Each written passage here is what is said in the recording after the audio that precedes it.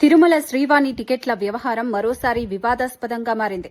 కూటమి ప్రభుత్వం అధికారంలోకి వచ్చిన వెంటనే తిరుమలను ప్రక్షాళన చేస్తామని చెప్పినా ప్రస్తుతం జరుగుతున్న అక్రమాలపై పాలక మండలి ప్రజలకు, భక్తులకు సమాధానం చెప్పలేని పరిస్థితిలో ఉందని వైఎస్సార్సీపీ రాష్ట మీడియా ప్యానలిస్ట్ పసుపులేటి సురేష్ ఆరోపించారు. తిరుపతి ప్రెస్ క్లబ్లో జరిగిన మీడియా సమావేశంలో ఆయన మాట్లాడారు. శ్రీవాణి టికెట్ల విషయంలో భూమన కరుణాకర్ రెడ్డి ఆధారాలతో సహా అధికారులకు ఫిర్యాదు చేశారని తెలిపారు. శ్రీవాణి టికెట్ల సాఫ్ట్వేర్ దళారులకు అనుకూలంగా పనిచేస్తోందని అనుమానం వ్యక్తం చేశారు.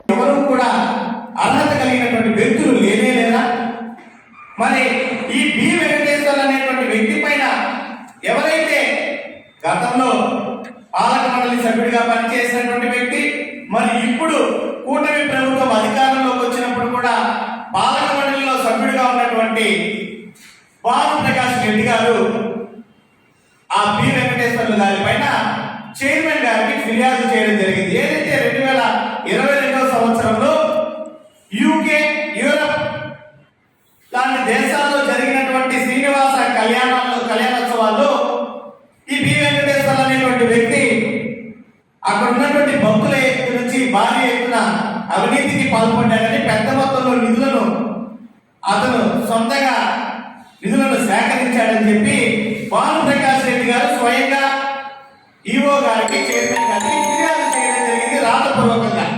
ఇది దానికి సంబంధించినటువంటి కాపీ.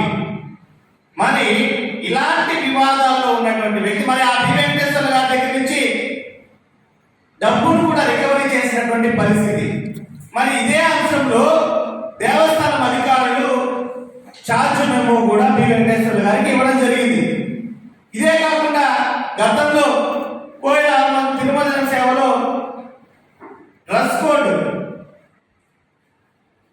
పాటించడం లేదని చెప్పి ఆయనకి ఛార్జ్ మెమో ఇవ్వడం జరిగింది.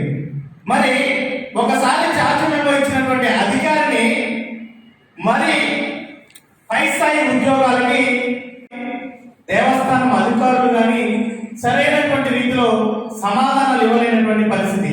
ముఖ్యంగా ఏదైతే గత కొద్ది రోజులుగా వైఎస్ఆర్ కాంగ్రెస్ పార్టీ జిల్లా అధ్యక్షులు, మాజీ తిరుపతి శాసనసభ్యులు, అదేవిధంగా మాజీ తిరుపతి దేవస్థానం చైర్మన్ అయినటువంటి భూమన కరుణాకర్ రెడ్డి గారు అనేక ఆధారాలతో స్పష్టంగా తిరుపతి దేవస్థానం ప్రతిరోజు కూడా జారీ చేస్తున్నటువంటి శ్రీవాణి టికెట్ల అంశంలో ఏ రకమైనటువంటి అవకతవకలు జరుగుతున్నాయనేది ఆధారాలతో సహా ఇవ్వడం జరిగింది.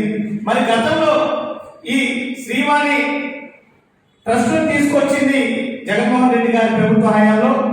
తద్వారా రాష్ట్ర వ్యాప్తంగా అనేక మత్స్యకార వాడలోను, వెనుకబడినటువంటి వాడలోను, ఎస్టీ, ఎస్టీ, దళిత వాడలో శ్రీ వెంకటేశ్వర స్వామి వారి దేవస్థానాల ఆధ్వర్యంలో ఆలయాల నిర్మాణం చేపట్టడం జరుగుతుంది.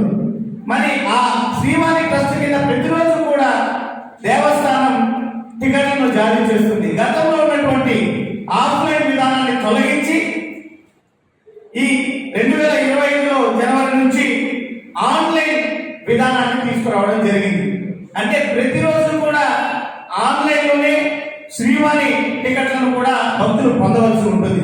దానికి 800 టికెట్లను కూడా డైలీ కోటాగా ఈ యొక్క దేవస్థానం అధికారులు నిర్ణయించడం జరిగింది. దానికి ఒక సాఫ్ట్వేర్ కూడా తీసుకురావడం జరిగింది.